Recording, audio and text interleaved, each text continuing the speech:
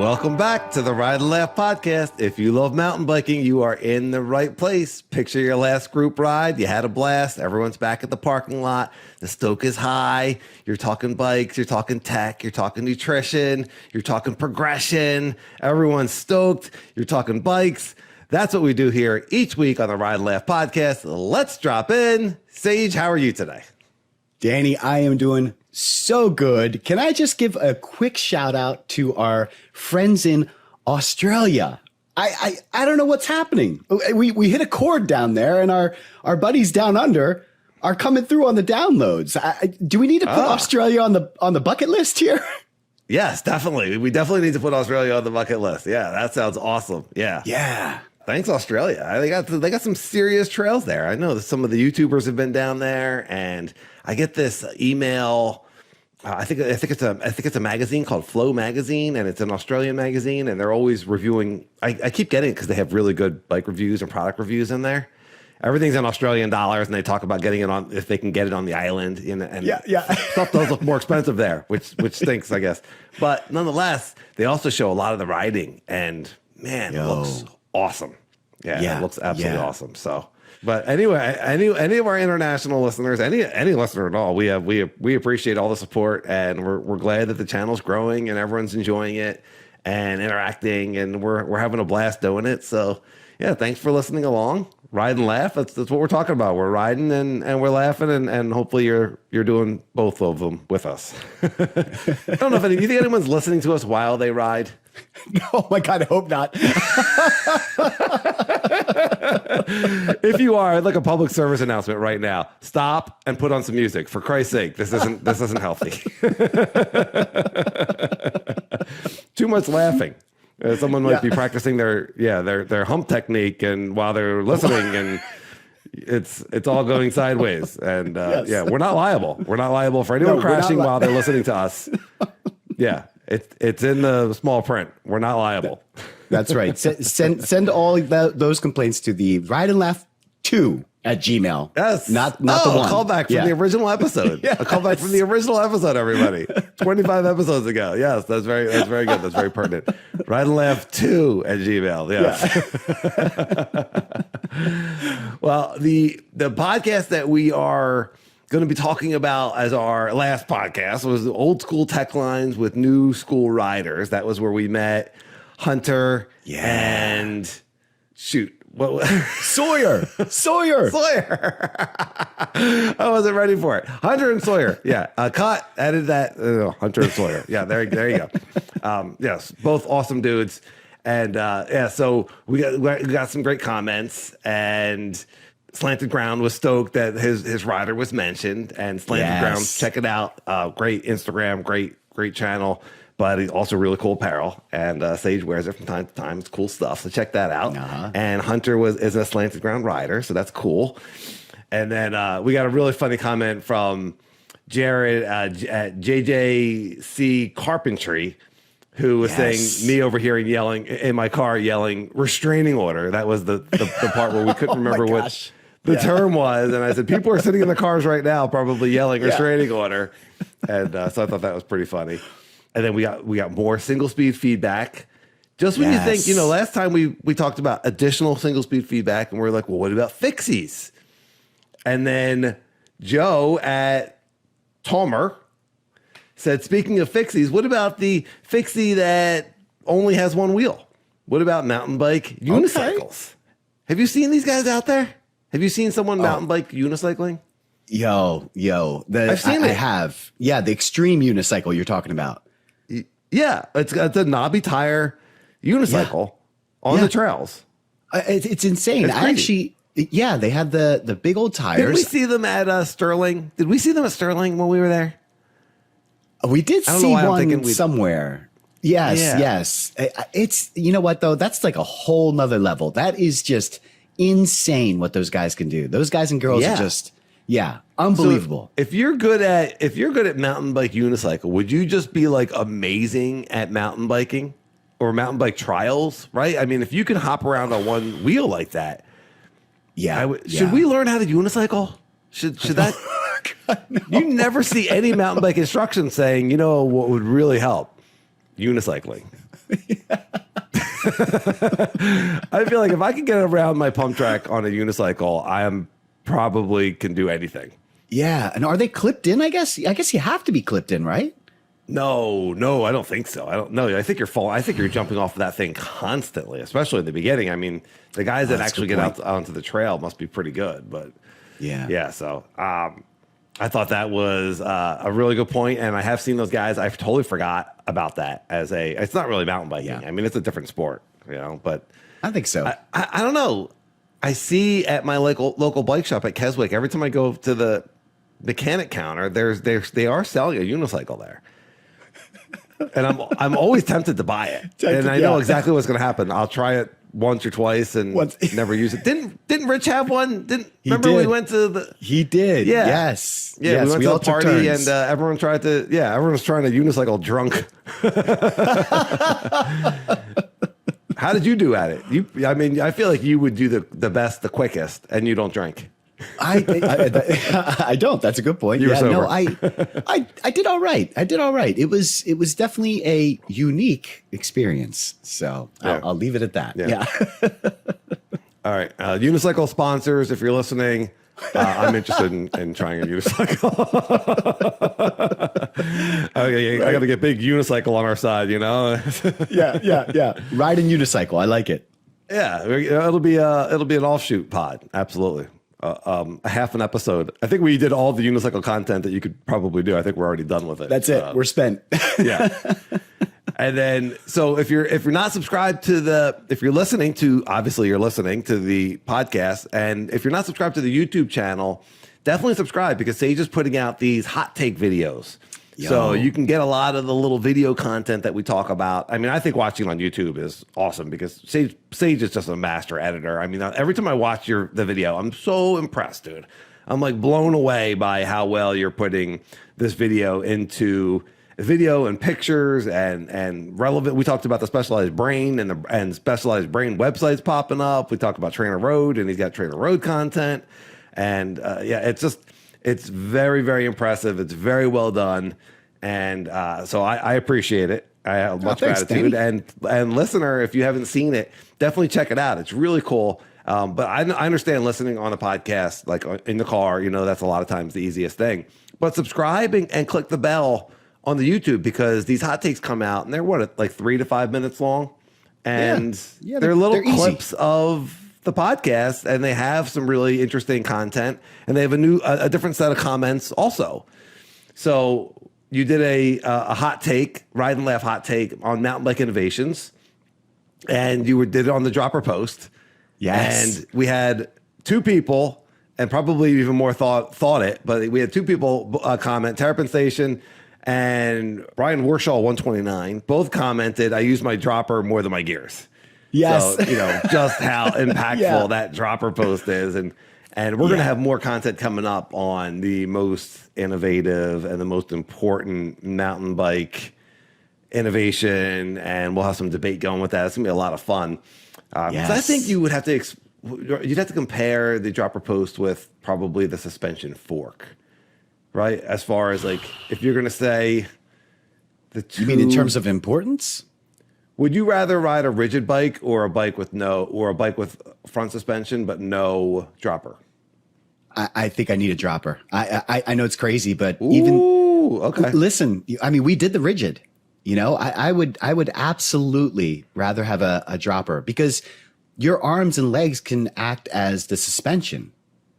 So getting the seat out of the way will give you more room to kind of absorb some of that shock. I remember that when we were single speeding on the rigids. Like it was absolutely important to be able to be loose on the bike and be able to move around, and having that saddle just hit you in the crotch or in the rear end, I was not comfortable, man. So I'd absolutely go dropper before I went suspension. I mean, I think I'd probably go suspension. I would beat you if I had suspension and no dropper post, and you had a dropper post and a rigid bike.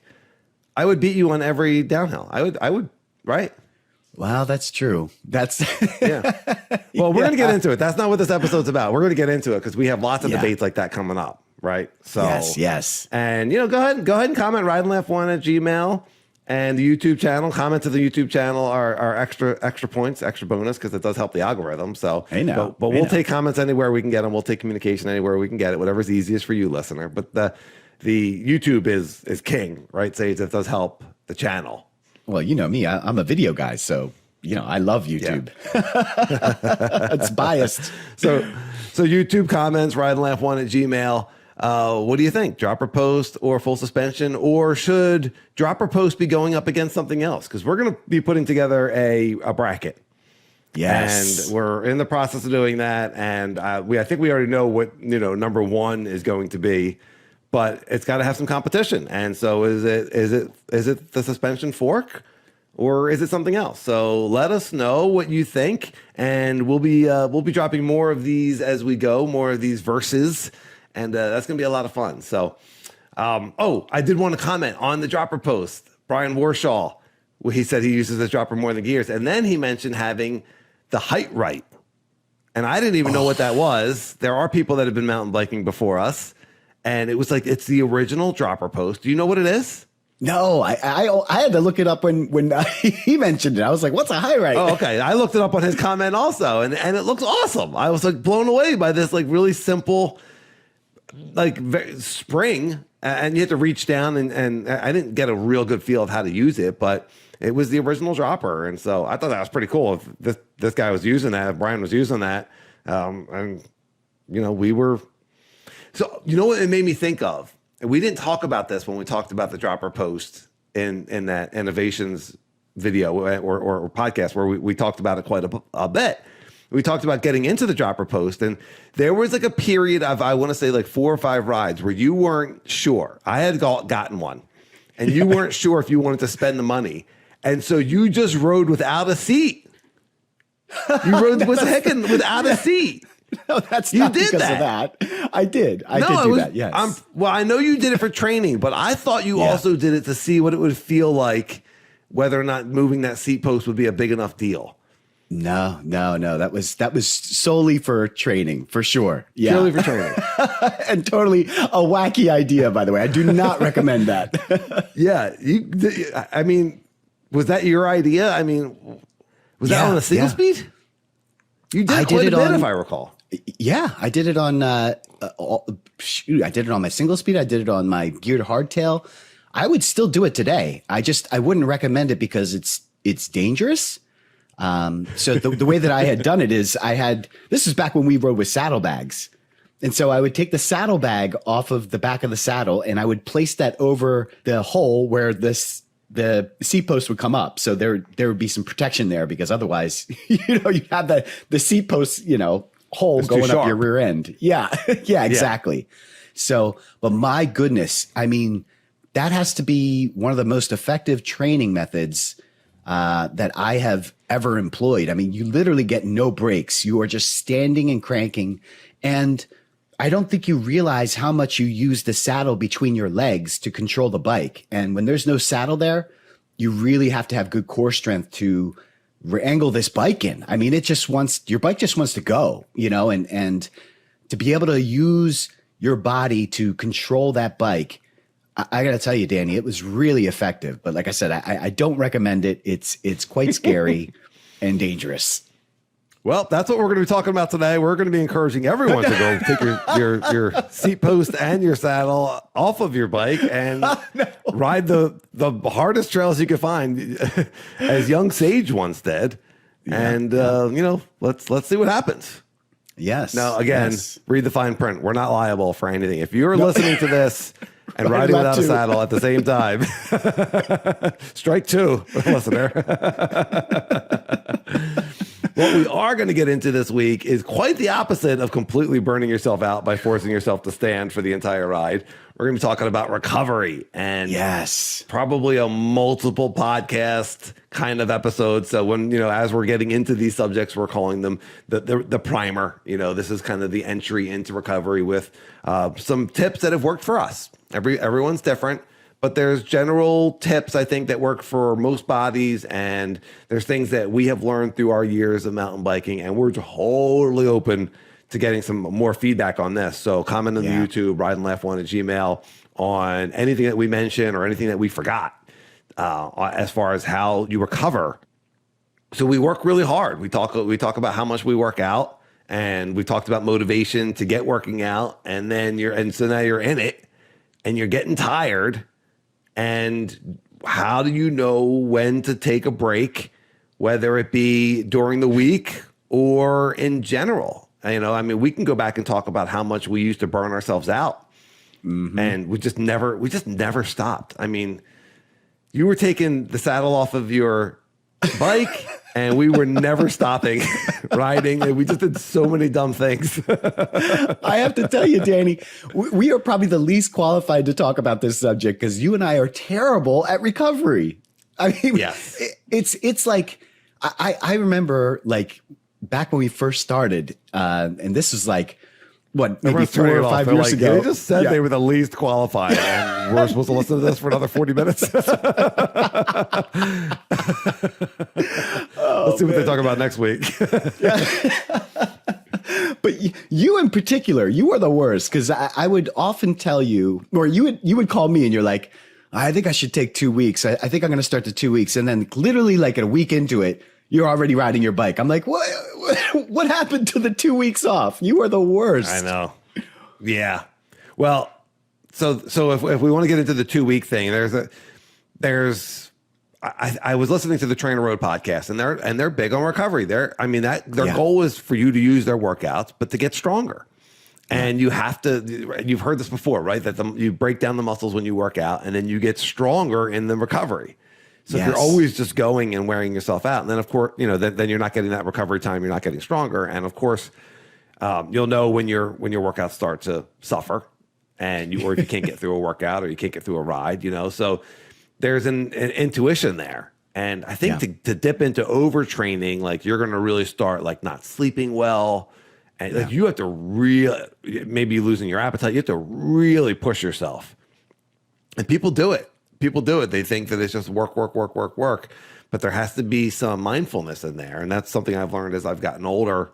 And I've also given myself some tools, and we'll talk about that, because I do tend to push a little bit harder than the average Joe. And maybe if you're listening to this, maybe you understand, because getting up that hill and feeling strong when you're on the bike is really awesome, and it's really what we're going for. And when you start getting fit, it's really fun. Or maybe if your thing is flying downhill and just being able to hold your solid position the whole time. If you're doing enduros, and just being able to just be fit. It's a different type of fitness, but it's still mountain bike fitness. And so we're still training to get there. The 2 weeks is something that I heard on the Trainer Road podcast, where they said you want to be taking 2 weeks off of the bike, not training on the bike at all for 2 weeks. And so we would usually look we're in the Northeast, where in December or January, maybe February, the weather would get bad enough that like, okay, the conditions are terrible. I'm gonna grab my 2 weeks. Yeah. So what was your experience with the 2 weeks? What was your experience before we did that and after we started doing that? You know what, Danny? I remember when you first found out about that, and you had a conversation with me, like, should we be doing this? And you and I fought this like forever, because we just even in the winter, like we have fat bikes. We're like, no, why would we want to, just because it's winter, why would we not want to ride? And I think one year, I got hurt or something like that, something to that extent, where I couldn't ride for 2 weeks. I think it was an injury. But regardless, I came back from that and I was riding like a demon. And I was like, oh my gosh, there is some actual science and truth behind this 2 weeks. And ever since then, I literally take off 2 weeks where I do absolutely nothing. And I mean nothing. I don't do runs. I don't do basketball. I literally just let my mind and body completely heal. I don't do weightlifting. Maybe I'll go for walks or hikes. I'll do some fasting, but for 2 weeks, I do absolutely nothing. And I have to tell you, the first couple days, I think we had talked about this in the last pod, but like you kind of get used to working out. And so when you don't get to work out, you kind of get depressed. It definitely happens. That first like couple days, you're just like itching to get out. And you're like, no, let's do this thing, put on a couple of YouTube videos and just let your body relax. It really makes a huge difference. I don't know, Danny, how about you? Well, I have a little bit of a different approach. So when I do remember listening to that podcast, and they've talked about this a couple times before, and they talk about that it's okay to do some cross training. Yeah. So I don't, and I have a really hard time doing absolutely nothing. So I don't take it completely off. I probably will still lift weights. I'll probably still do like some core workouts or some Pilates or something like that. Okay. But I'm I'm not riding on Sunday. Usually the 2 weeks, we usually like do actually 13 days so we can ride on the last Sunday. You know what I mean? Like, I don't think we ever really missed 2 rides. That would be asking way too much. We love mountain biking. We're doing a mountain bike podcast. Like, who's surprised by this, That's right. But I also find that there's a little bit of the mental letdown, maybe of, the mindset letdown of not working out. But usually if I'm doing the 2 weeks, I've been working pretty hard. You've been working pretty hard. And there's also a relief of just like, you know what? I'm just sleeping in tomorrow. I mean, I get up early to ride my trainer, and I get up early to work out, and, I'm just sleeping in. And then I'm not thinking about getting my water bottles ready the night before or getting anything, planned out, getting my gear out. So, part of, I think, working out in the morning is being ready the night before so that when you get up, you just kind of flow into it. And so that little part of your brain that's like, I don't feel like doing this. So you just kind of like cruise on past that. Yeah. But all the mental stuff of just like not worrying about it, and then not worrying about where we're riding on Sunday. And, and you and I will still meet for breakfast. So, we still get our mountain bike talk in and our hangout time. But there's a little bit of a relief there for the first few days. And then I start feeling like I want to be doing something. And I would definitely up the walking and things like that, because I just like to be active. But there's a lot of things that we do during a regular recovery day. So just big ride on Sunday, and then maybe you take Monday off. I actually lift weights on Monday, but I got to fit it all in somehow. So, you know what, Danny, before you go into that, just a quick question on the 2 weeks. How do you know when it's time to take that 2 weeks? Like, what are some signs that you pick up? Like, oh, you know what? It's time to take the big break. Because I mean, we'll get into the smaller breaks during your workouts, and even like every 4 months, you put in like a 2 or 3 day recovery. But how do you know when you need to take the 2 week or the 3 week? Like, how do you know when that happens? When you should do that? That's a really good question. And I feel like life oftentimes gives it to you. So again, just using your intuition and not fighting, like if something happens where, with maybe it's the weather, or maybe it's equipment, or maybe it's your, the trainer's not working or something like that, like look for signs that, okay, this is actually a good time to take a couple weeks off, or maybe even if you're looking at the weather and being like, these rides aren't going to be that great. I know that Trainer Road like goes in between training plans. So it starts you, when you first start using it, it starts you at a sweet spot, and then it might move you to threshold, and then it goes to VO2 max, and then it goes to specialty. If you have it lined up for a specific event or a race, then it will have you peaking at that point. But if it's December, January, February, and you're not doing, it's not race season or even like travel season, if you're just kind of like Sage and I, where you're not racing, but you're still training. So I don't really have necessarily an event on my Trainer Road calendar. So sometimes there's just natural breaks in there. But yeah, I think it's going to have to be intuitive, and you have to look for it. You have to look for it. You have to be thinking, I need to take a couple weeks off. When's a good time to do that? And, because now I got all this indoor training stuff. Like, it's not just weather. I mean, I could just keep going. So, and I didn't take 2 weeks off this year. I broke my face, and I was like, well, that's my break. Yeah, literally. That's right. But it was a huge break. Yeah. yeah. It was way bigger than I want. But at the same time, like, I trained really hard to get back to where I am. Yeah. Would it benefit me to take a longer break? Even though it's been 6 or 7 months, it hasn't been a year. I don't know. I am pretty tired. Yeah. I find that usually by the end of the season, my heart rate is a little bit higher. Like when I'm doing like a regular, and I track I track all my workouts, so I like the numbers. And so I'll just study them, and we're talking like minuscule amounts. It'll start to go up, and it's like, why am working so hard? Why is my body working so hard to produce the same amount of output? And that's a pretty good telltale sign that, okay, your body's working a little bit harder than it should to reach the performance levels that you had previously. That's a pretty good sign. And the other thing is a more obvious one, and that is I've gotten dead legs. I've gotten dead legs several times in my riding career. Yeah, that's what I thought you were going to touch on that before, because we went into dead legs. I mean, you got it first. Yeah. But then I got it also. And that was what I felt like that was where we were like, okay, we really need to take some time off. Like you can't go full speed year round. So yeah. Explain what was happening on that dead leg kind of feeling. It's crazy, Danny. And again, you can look at your heart rate. It'll tell you. I mean, you're literally pushing as hard as you can, but nothing's happening. You can't produce any kind of meaningful power. And I'm not saying that you can't ride, because you still can ride. It's just you can't get into that top end power. So when you get to a climb and you're just like, I just don't have it. And then you're just like, that feeling of I just don't have it starts to affect every ride, because dead legs isn't like we all have off days. This isn't an off day. This is like, I have consecutive rides where you get this feeling of dead legs. That's when you know, okay, you know what? I've overexerted here. I need to take a break. Not just, you were talking about the mental.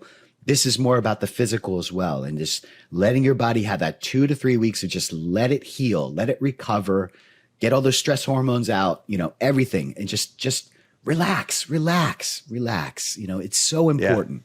Yeah. I totally agree.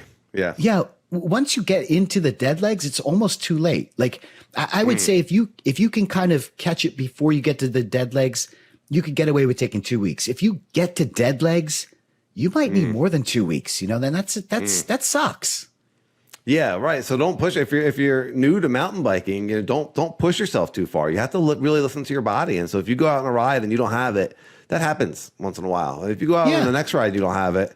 Think about it, and then the third ride, like, okay, your body's really telling you something, and especially if you're not getting the same quality of sleep, or you're starting to get cranky, or anything like that during the day. There's other signals. If you're just like really dragging, there's other signals that you're starting to dip into overtraining. And look, we're not pros, so we're not going to train like they do, but we also don't recover like they do. We don't have personal chefs, and we don't get 10 hours of sleep. And oh, by the way, most of us have other jobs and other stressors, and there's other things going on, and it's a lot. It's a lot to balance. And so if this is our hobby, this should be fun.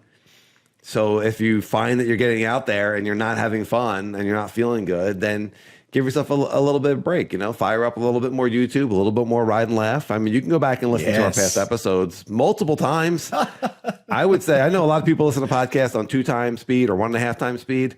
I would say slow us down to 0.5, 0.8, really stretch it out. Slow us down. Welcome back. If you love mountain bike. Now everyone's like at 2 times speed. I got to speed up this segment just to hear Dan speak in a normal voice. All right. What do you do during that 2-week break? Are you concerned about gaining weight if you're that inactive during your 2-week break? Yo, that's where the multi-day fasting really comes in handy. And I would caution against using that too much, because part of taking that 2-week break is letting your body heal. Well, if you're depriving it of, proteins and nutrients and stuff like that, that's also not good. So you have to kind of balance it a little bit. Oftentimes when I'll do a 2-week break or a 3-week break, I will do, at least one multi-day fast, meaning I'll go at least 48 hours. And if I don't do that, then maybe I'll try 172, and that's, God, there's so many benefits. It's not just not putting on weight, but I mean, when you get into those 72-hour fasts, you can start to rebuild stem cells and stuff like that. There's just so many benefits. But that is a healthy tool. You can Google the benefits of fasting, and I really, I've done a ton of research on this. Very, very interesting stuff. And sorry to interrupt, Sage, but I was just going to say that I think the 48 to 72 hours is really the sweet spot. If you hit that 48, you're getting a lot of the benefits. 72, you're really starting to like, if you have like a nagging injury and you can get to a 72-hour fast, and like Sage said, I mean, you get intestinal stem cells around 24. So just on a 1-day fast, you can like start rebuilding your gut lining and that sort of thing. But if you're looking at like actual stem cells, like 72 hours, like you got like a wonky knee or something like that, like your body can really start repairing itself. Yeah. It's just real quick. The basic idea is that there's no food coming in, so the body is using its own body fat, it's using its own energy, and it's looking at anything that's inefficient, any cells that aren't working right, and it's saying, okay, we need to be at optimal efficiency right now. And so it shuts those cells down. It's called autophagy. It shuts those cells down and it cleans them out, and it only leaves the best cells left. And so you're just getting stronger and, of course, leaner. And then, of course, you're becoming fat adapted in that time. And so we'll get more into, I think we'll probably do a podcast on fasting and multi-day fasting and what you can expect and training on fasting, because Sage is really involved in all of that. I would just want to second what you said. If you do a 48 or a 72-hour fast or even a 24-hour fast, do not go into a calorie deficit. You have to get that protein back. You have to eat well. Don't put sugar in afterwards and processed food and waste all of your hard, work of not eating, because it does take some willpower.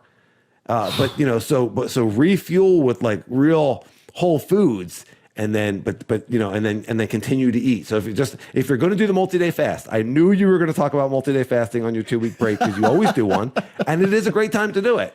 Yeah. But you don't want to go into a calorie deficit and then not fully recover. I mean, the whole idea is to recover. So the fast is a tool, but the main, keep your eye on the prize, which is recover and come back stronger. That's right. So if you're not sure you can do that, then I would say don't fast. But the fast is a really interesting tool to use.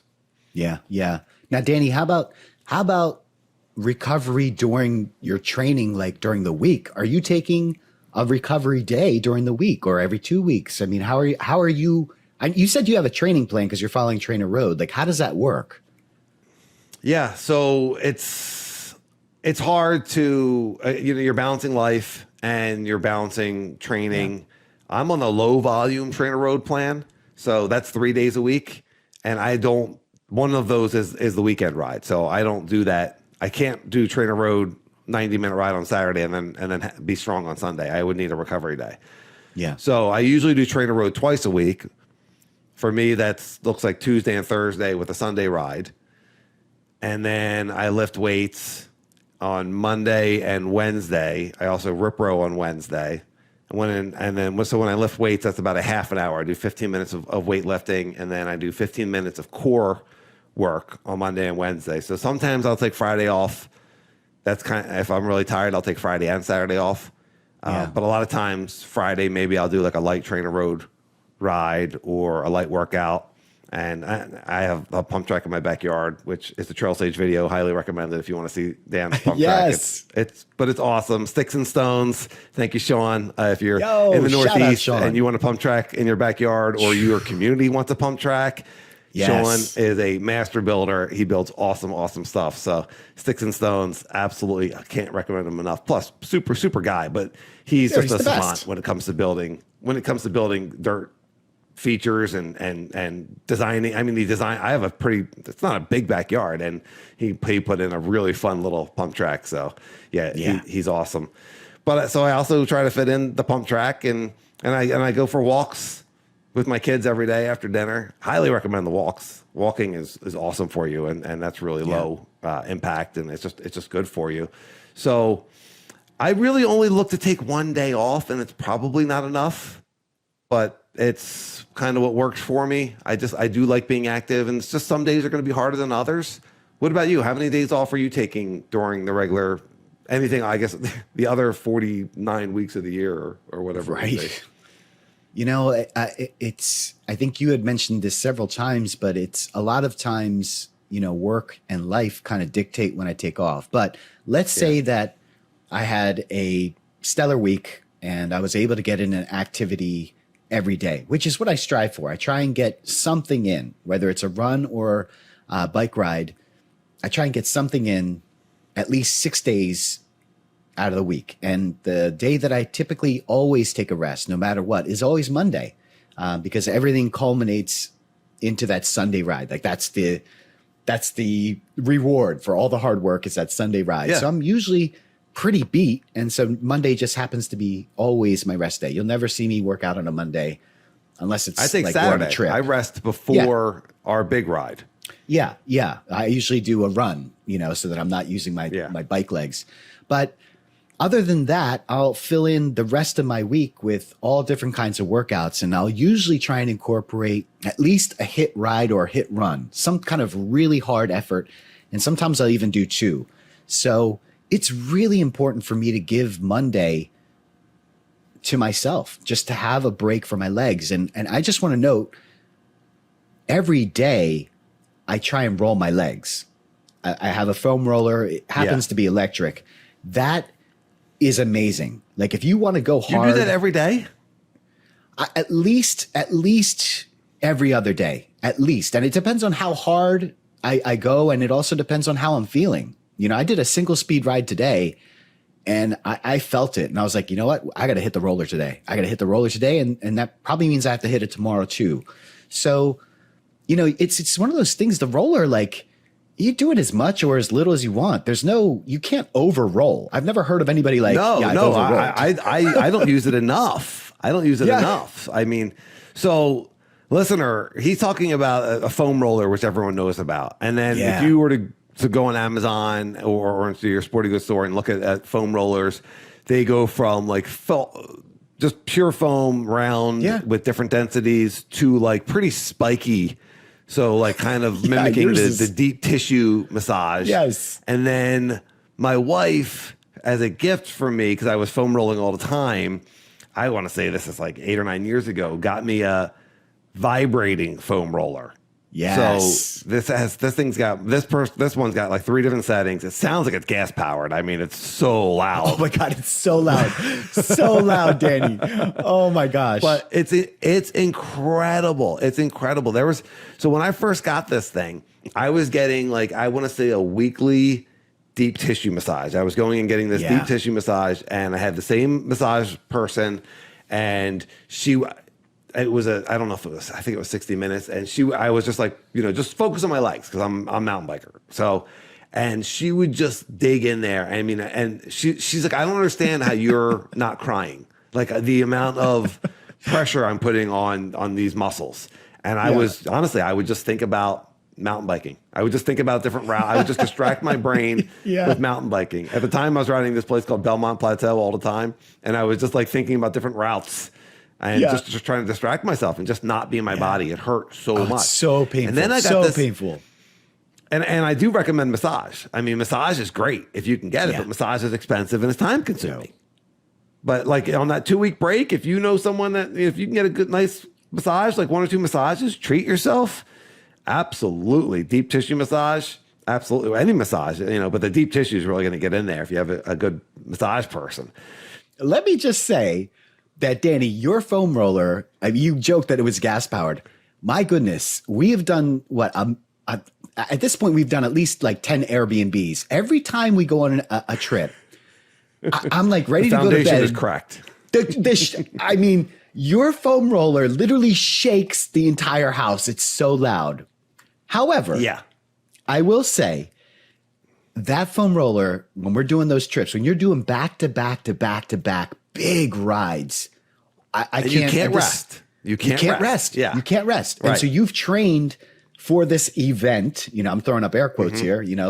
It's basically our race. We don't race. So we train for these, 5-6 day, riding feasts.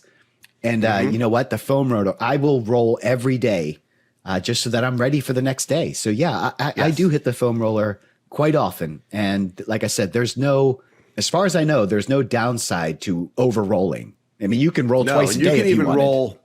You can roll right before a workout. If you wake up and your legs are real tired, you can roll right before a workout, and it's just going to get the blood flow going. So they're really awesome tools. I don't use it enough. I work full time. I do the podcast. I'm a dad, and I'm busy. And it's very, very easy to just start watching TV with my kids instead of spending 20 minutes. What's the minimum time to foam roll? My electric foam roller turns off after 10 minutes. So it's really nice. And I also have a massage gun that does the same thing, except it's like a 7 minute gun. Yeah, it's a 7 minute interval. And so I'll work on the massage gun's nice because you can like target a spot. And so I'll use that on my calves. Once that 7 minutes is up, then I move to the next part of my leg. And that is something that you can do while you're watching TV. It's true. Very easy. So I think one of the important things to know is that like when you're hitting a spot and it hurts, that's the spot. That's the spot. That's the spot. When you talk about like targeting something with the massage gun, like as you're going, if you're sitting watching TV and you're kind of running it over your legs and you find that spot that hurts, that's the spot. That's the knot.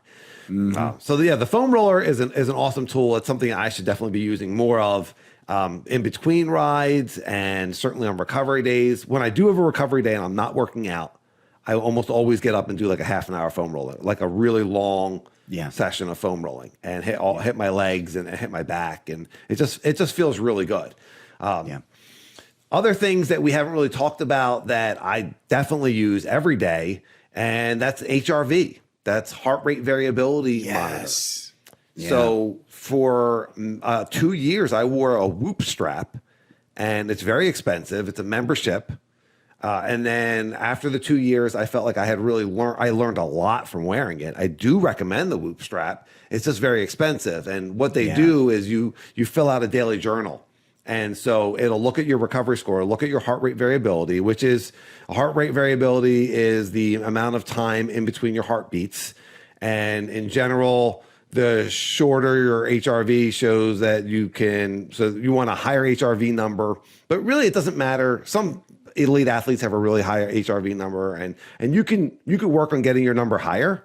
But once you're wearing one of these devices, or just measuring your HRV, you can actually just do it with a heart rate monitor with a strap and a stopwatch, I think. But there's the Whoop strap, and then there's all the different watches. I don't know if the Apple Watch has one. I know I wear a Garmin Forerunner now, which is kind of a running fitness watch that does HRV, which is important to me. When I went away from the Whoop, I wanted the HRV.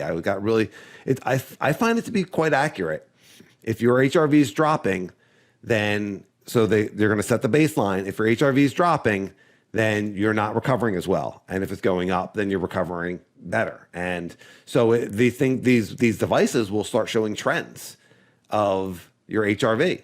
And if you do like a really big ride and you wake up the next day and it's really low, then it might be a day off. Or if you don't sleep well, or if you had a lot to drink, alcohol plummets it. Or if you really didn't eat well and you had a lot of sugar or something like that, which then again affects your sleep. That's another really, really, really huge part of this is sleep. And that's part of the 2 weeks off is to just relax and unwind and not have the mental, I have to get up and train, and just like really let yourself sleep. But that's like getting good sleep is so important, so you don't want to be staying up super late. Now everyone's unique. Everyone has different circadian rhythms and that sort of thing. But getting sunlight on your eyeballs during the day, especially first thing in the morning, that affects your hormones. I mean, when you start looking into this, there is just so much on light that we didn't even know about. I do want to add to that and we should have probably started with this. I feel like we say that all the time. Like we should have probably started with it. Everyone is different. And so, we're throwing out numbers right now, like 2 weeks, 3 weeks, or, take a day, blah, blah, blah. But that's what works for Dan and I. And so you have to figure out what your body needs. And it might be more than 2 weeks. It might be less than 2 weeks. Maybe you don't need a full 2 weeks. It's really important to kind of figure out what works for you. And you might have to do a little bit of experimenting. And I also want to add, we talked about like the 2 week recovery, that you should do like once a year. And we also talked about, adding a day of recovery during your workouts during the week. But there's also a recovery week that you should be taking if you're doing hard workouts for like, let's say like 4 to 6 weeks, and I think Trainer That's Road why actually, this is the primer. Yeah. I want to get more into HRV. I want to talk more about the Whoop strap, and that'll have to be, I think, in another episode, because I found it really, really useful. And I know people have questions about that. And then there's also other sleep trackers like Fitbits and the Oura Ring. There's all sorts of devices that will show you some sort of recovery score. And I think those things are really useful and have their place. I know you're not wearing anything like that. I would think it would be interesting to you, though. Does that give you a sleep score? Yeah, it does. Yeah. Does it give you Tracks my HRV? sleep. I don't know if it tracks HRV. I'll have to look into it. But yeah, it does all the good stuff, man. It's great. Okay. I've never heard you talk about like my device is telling me to take a break. Have you heard me say that? Actually, my recovery score this morning, I rode Harmony Hill yesterday on the hardtail, and my recovery this morning was a 1. I've never seen that before. I was like, it was like, yeah, so don't train. Yeah. And I still rode the pump track and then lifted weights, you know. Yeah. See, terrible at recovery. Yeah. Yeah. I'm not letting some device rule my world. I mean, come on. Right? The robots haven't taken over yet. I'll make my own decisions. Thank you very much. Watch. Meanwhile, I was like falling asleep in my car on the drive home. I was so tired. I won't say that. Damn you, watch. Absolutely. Yeah. So, all right. So the trainer road sets me up for recovery weeks. Yes. Trainer road sets me up for recovery weeks. It has you train hard, and they're all constantly adjusting that, but it has you train hard for 3 or 4 weeks, and then there's a recovery week. The longest my recovery week ever is 6 days, because on Sunday we ride. Yeah, you know, that's right. I might say something on stage like, I'm like, you know, if you want to take it easy today, it's fine with me because it's technically a recovery day. Yeah. Like, okay. Yeah. I'll keep that in mind. Thanks. Yeah, Duly right. noted. Yeah. Guess whose recovery week it isn't? Mine. We riding. That's right. That's right. Yep. Yeah. So, but it is important, and there's so much to talk about here. But in Trainer Road, they just started this red light, green light program. So they're constantly adding to the app, and so after a really hard workout or a ride outside, it'll on your Trainer Road calendar, it'll show as yellow. We think you might be fatigued, take it a little bit easy, or red, take the day off. And it'll actually say, don't train today. And if there's a workout on that day, it'll take it off. Yeah. And so I looked at my workout for Friday after a hard ride on Wednesday. Well, a hard ride for my body. I mean, I guess I wasn't really ready for it. 2.5 hours on the hardtail. I felt okay, but apparently, and I've been under a little bit of stress, and you know, this is stressed out Danny. You know, I'm still a pretty happy dude, but nonetheless, I've been tired, and it changed that my next ride from like a pretty tough sweet spot ride to basically a recovery ride. Yeah. It just updated it. So, I mean, really cool. So, I mean, the tech aspect of this, whether it be your HRV monitor, or your Fitbit, or your Oura Ring, or your Garmin watch, and then the Trainer Road. I don't know if Zwift has something like that also. RideandLaugh1 at Gmail. And YouTube comments. Let us know. What are you using a wearable? Are you using a device? How helpful have you found that? Which one are you using? What do you have? And what do you recommend? So let's get some comments in there, and we'll get some more, and we will do an episode talking more about the technology side. There's a lot of tech to talk about in mountain bike, but we can talk about the technology side of recovery also, and you know, how useful some of these devices are. And I guess Wahoo probably has something also, and of course Garmin is heavily involved in this sort of thing. So there's a lot of mountain bikers and road riders that are using these, right? Yeah, man. So much to be grateful for all these like technical advancements. This didn't exist. You know, when we first started riding, a lot of this stuff wasn't around. Yeah. Well, we started riding, there was no podcast. I mean, we were getting information from Mountain Bike Action Magazine and Dirt Rag. Yeah. And I don't think either of them were saying don't ride for 2 weeks. No. Maybe they did. I don't know. I don't remember reading an article on recovery. If there was an article on recovery, I was probably just like, skip. You know? Yeah. Yeah, for sure. Yeah. Let's get to the new dropper post that works half the time. Come on. Yeah. All right. That's right. Well, you know what we didn't talk about? We didn't talk about our last ride at Mount Penn. I totally skipped our ride segment. Yeah. Well, you know what? I want to say that ride, it was a wet ride. It was wet and that had rained earlier. It's Mount Penn. Sage and I know all the trails that are all rock. We stayed on the rocks, and it's a really hard ride because you're just grinding through the tech constantly, and Mount Penn has a lot of elevation where those rocks are, and we had a lot of fun. We did the boulder field, and we both kind of like started off really well, and then hesitated, and then didn't do well, and then we got it. And the boulder field, Sage will put the video in. The boulder field is this really long, just technical kind of. It's flat, it's low consequence, but it's really hard. It's really tight. It's got a lot of moves in it. It starts off with a skinny kind of like pop up onto this big boulder, and then a skinny off of it, and then a slight incline where you have to be in a big gear, 4 or 5, and you just have to be just crushing through this, and getting up onto these boulders, and there's all these different lines, and then the second half of it has a couple really tight turns. Yeah, and it was the first time I did it on the Evo. I did it on the Firebird, but it was the first time I did it on the Evo, and I didn't even say anything about how long the bike was. I was just like, I'm getting this. And once I got to the part that it's like super, super tight, I just kept my momentum and I had no problem. So again, the long bike, 2 for 2 on getting through the old school, really tight tech, because I also got through No Joke, which is super tight. So, we're continuing to experiment with that, but we're 2 for 2. Now, I do feel like I have some responsibility in what we're going to talk about next, because I've been manifesting a new bike for you. But I didn't mean to break your old bike. I feel terrible about this. I was like, universe, not like this, not like this. So what happened? We're flying down Dane's Flow Round Trail, which has the doubles in it that we love, and it's got a great drop. It's just like an awesome way to end the day.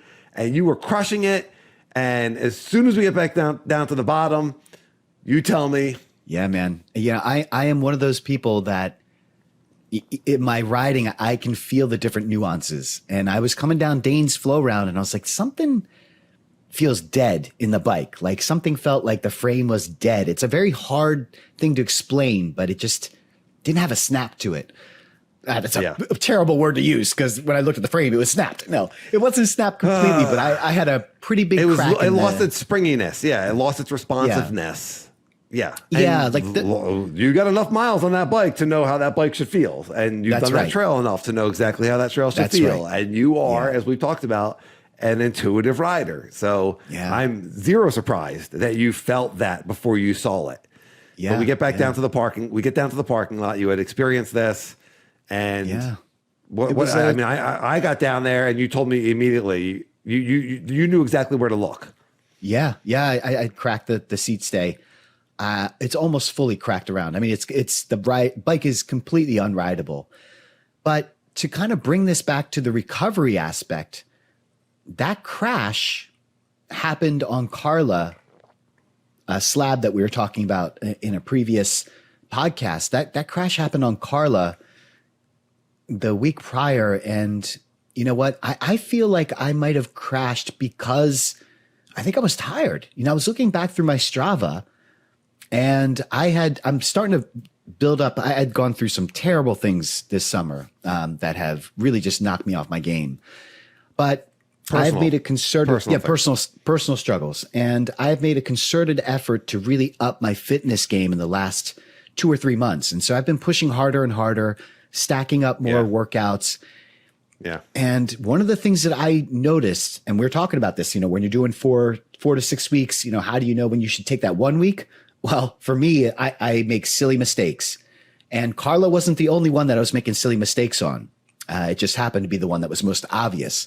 But I'll put the video in there. But I went over Carla, and you could see the bike hit that bottom rock, and it just hits it right on that chainstay. I think that's where I cracked it. And so note to self, like, recovery is important. Rest is important. It could ending up in like a really bad catastrophic accident, where you're just like, oh. You don't have, you're not using Trainer Road. So you don't have like that, this is a recovery week. Yeah. So you're really basing your, like, I think I need a recovery week purely on intuition, or are you tracking and saying, okay, here's a rest week, here's a rest week? Yeah, I don't know where my brain was at, because I typically do. I typically track it on Strava, and I say, okay, I did 4 to 6 weeks, really hard. Let's take a week and take it easy. I'm just so excited to be getting my fitness back that I've just been pushing hard and I've been ignoring it. And that was a really dumb move. And like I said, Carla wasn't the first one that I made a silly mistake on. And I think you've heard me pass up a few features because I just wasn't feeling, I was making silly mistakes up until that point. And I've just been passing up a lot of stuff lately. And I think that's what it was. So, note to self. You've been riding. I feel like you've been riding really well, but so you think that you were mentally, you think because Carla, I mean, riding down a slab is not all that physically demanding, but mentally, like obviously you want to be on your game. Yeah, that's right. So, it is what it is, Danny. I've been doing. It's a big, very consequential slab, and you went down really hard, and we were really, really happy and pleased and grateful that you didn't get hurt because there's a ton of rock right there, and you did go down hard.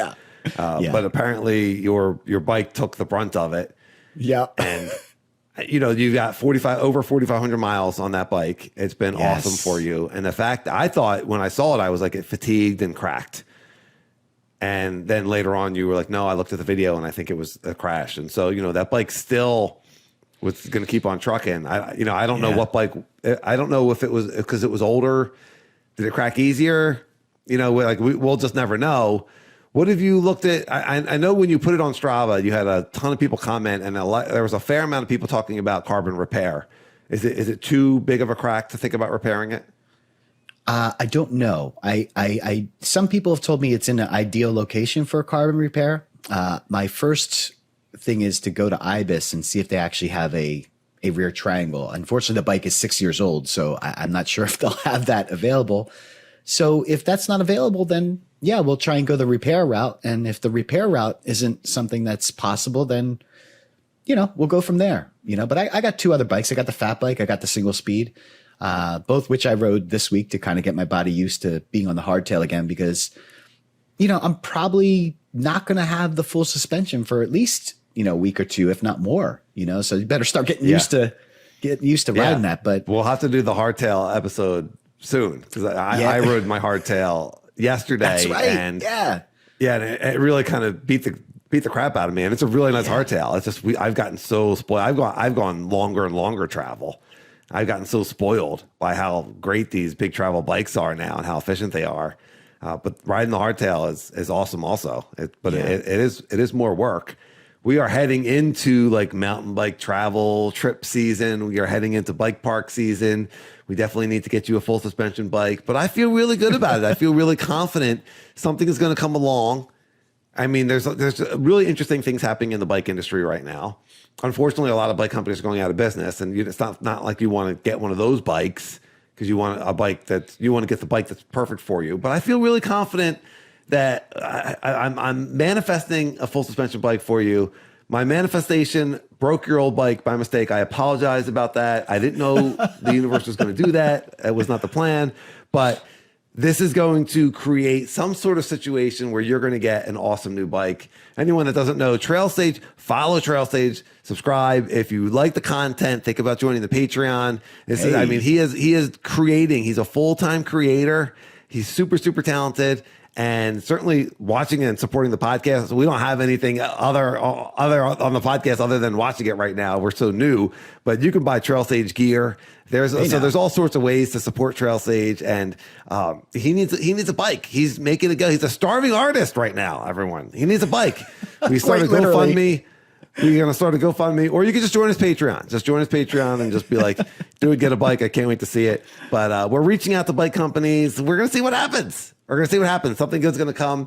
If anyone's listening and knows a bike rep or hey, listen, I think this would be a great fit for Sage. And I happen to know that this guy owns this company and new bike day. It's coming. Right? You know what? Yes, absolutely. And this will be a good time to get into my gratitude, because my gratitude is actually my mojo. And it's, you had mentioned it. It's been 6 years I've been on that bike. And, the first thing that I felt when I came down to the lot and I saw the crack in the frame, I wasn't upset. I wasn't even angry. I wasn't upset. I felt like immediately this immense sense of gratitude, which was like really awkward. And I think I astonished you because you were like, how are you not angry? And I just, dude, I was blown away by your reaction. So impressed. So impressed. Yeah. I love it. And it's the right kind of, it's the right kind of energy. It's the right kind of vibration to have. Anyone that knows about the law of attraction, it was your natural energy, but to have that kind of energy of gratitude that you just open up like for more good things to come to you. Yes. I was blown away by your instinctive reaction. I was just overwhelmed in that moment with a feeling of appreciation. This bike it's been there for me. You know, it's been there through some really, really hard times. It's been on some awesome trips, you know, to Arizona with you and New England. And this bike has seen me through all of it, the highs, the lows. And you know what, Danny, I mean, we're talking 6 years and 4,500 miles, but that's 6 years and 4,500 miles of Mount Penn rides. Like, this isn't like white clay single track. I put that bike through. Oh, I mean, God bless that bike. Like, no bike should be treated the way that I treated it. And so, well, there goes the resale value. Hey, everyone, you have a chance to buy Trail Sages completely destroyed, run into the ground. Yeah, it's a collector's item. It's a collector's item. Yes. Someday, you know what? If you sign it, someday that bike's going to be worth a lot of money. When you go to the Ride and Laugh Hall of Fame to see the original Trail Sage Ibis Mojo 3, which they don't make anymore. That's right. Yes. Yeah. Yes. Kind of a big deal around here. I love that bike's been awesome for you, and you've progressed on that bike. Well, may I say, right? I mean, in the last 6 years, like, our riding has skyrocketed as far as how good of mountain bikers I think we were firmly in the 20% range now, top 20% of mountain. No. Are you listening, Ibis? Are you listening? I mean, this guy's practically a pro level mountain biker. Give or take a couple percentage points. You know what else? The gratitude, you mentioned this, and I didn't hear you say it just now, but the other thing with the gratitude of that day was not just how great the bike had been for you throughout its lifespan, but the fact that it had this massive crack in it and it didn't fail. You didn't have a catastrophic failure. We did a lot of high speed, as we always do. We were jumping on Skyline, and then we did Danes, and you hit the doubles. I mean, if you had cased something really hard, I mean, if there had been a catastrophic failure and that bike had actually cracked, like, you could have seriously gotten hurt. And so just gratitude that you realized it was busted and nothing bad happened. It's really fortunate. Yeah. Well, how about you, Danny? What are you grateful for? Well, it's a silly thing. It might sound like a silly thing for a mountain bike gratitude, but my mountain bike gratitude this week is the vibrating foam roller. Yeah. It just makes a huge difference on how I feel and how I recover. And it works, and it does save you a lot of money on getting massage. There's nothing like getting a real good deep tissue massage, but being able to use that foam roller has really, really skyrocketed my recovery. So Ride and Laugh 1 at Gmail, and comment on the YouTube. What do you do for recovery? Who uses a foam roller? Who uses a vibrating foam roller? And if you get one, totally give us your feedback. Like, I started using this thing, and what are your results? Have you heard of these things? I don't really know anyone else that uses it, but it's not also something that comes up in conversation. Yeah, right? that's a really good point. You don't really talk about recovery. We're not really back in the parking lot being stoked about the ride, talking about recovery. No one really wants to do it. No one's really excited about it, but it's totally a necessary part. We're tackling the tough subjects here on Ride and Laugh. Yes, we're talking about the things nobody wants to talk about. Yes, the listeners or listen to. Yeah, let me see what Rogan's talking about. Well, listen, since you stole, I didn't have it as my gratitude, but I had it as my mountain bike tip was the foam roller. But I will change that. I'm thinking on the fly here because I did some recovery and I'm thinking better now. I'm going to switch over to the electronic stim. Oh my gosh, revolutionary. Yes. So if you have a nagging injury, and listen, I have used this electronic stim because you recommended it. And these things are not expensive. You can get one for like under $100 easy. And basically what it is it's two pads that you stick. What is the name of it? I was not ready for this. There's a name for these devices. I thought it was called an electronic stim or stim. No, there's a specific name for them. There's a specific name for it. I was not ready for this. I kind of forgot about mine, but yeah. All right. So go on, continue. I'll see if I can remember it, but yeah. So it's these like two pads that you stick on your body, and then it's connected to a small device, probably the size of your bike computer. At least mine is. And you can set the amount of shock level that you want. And basically it just pulses. Stimulus. TENS machine. TENS machine. That's what it's called. Thank you. TENS machine. There you go. So you can set the amount of shock that you want it to do. And basically it contracts and releases your muscles. And my goodness, it produces a ton of blood flow. That's how it works. So it works to heal your body by contracting and releasing your muscles. And my God, it's so handy. I use my stim probably at least 3 or 4 times a year. Anytime I get a cramp or a pull in a muscle, man, I just throw that thing on. Or if I have you get a stiff neck, oh man, stop it. Yeah, it is wonderful. Yeah. So that is my mountain bike tip. That's a good one. And things I remember that I found it for an elbow. I had a golfer's elbow, which I guess is the opposite of tennis elbow. And I'd gotten it from weightlifting the wrong way. I was doing these triceps extensions and I let my arms go back too far and I kind of like felt a pop. And this thing just wasn't healing. This is so super long time ago. And it just, and there was like very little blood flow in there. I saw a doctor and he was like, yeah, just don't do anything for like 8 months. And I was like, yeah, well, that's not happening. And then I went to and then I found this. I went to a home show with my wife, like a convention center where it was just like roofers and kitchen people and like it was a home show and this guy was there selling this TENS machine and he said it'll increase blood flow and especially if spots where there's not a lot of blood flow. And I started using it and he said like if it's acute injuries like 3 times a day for 3 weeks or something like that, like you have to use it a lot. And I did, and it worked. And you can get them fairly inexpensively online. You can get them really, really good ones. I remember Hammer Nutrition sold one, and that you would it had like 4 pads, and you would put them on your muscles, and you would use them for recovery after rides. So like professional racers doing multi-day stage races, Tour de France and that sort of thing. I think some of them are, I don't know if they still are, but I know that they were using these, I can't say for the tour, but I know that like they were using these devices to increase blood flow and speed recovery. And so, but it's you have to put it on your quads, and then you have to put it on your hamstrings, and then you have to put it on your calves. Like it's quite a bit of commitment. But again, that's the difference between the pros and us. That's right. Yeah. Yep. Yeah. So, well, that's a good one. That's an interesting one. I haven't used mine in a long time, but some of these things they kind of come in and out of my consciousness. I kind of forget about them. But the one we can't forget about is just taking good old time off. And in that time off, obviously we recommend the foam roller and eating well and getting your sleep and just feeling good. And listening to the podcast. Listening to the podcast, absolutely.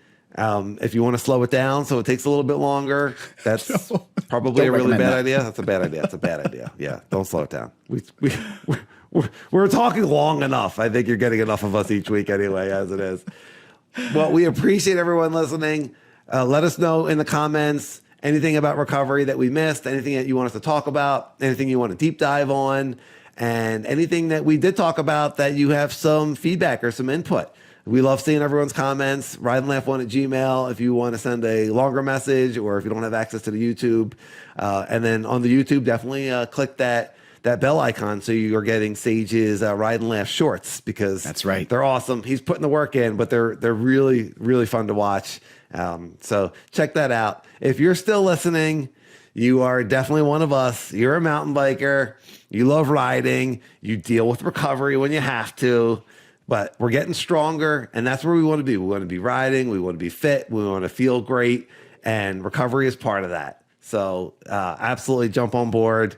Thank you for listening. Please rate and subscribe on YouTube. Rate and subscribe on your podcast player. Set the auto downloads. The downloads are really key. Help the algorithm. Throw a comment in. Tell your friends. And but most of all, thanks for listening. We have so much gratitude and appreciation for everyone listening. We're having a ton of fun. We hope you're enjoying it as well.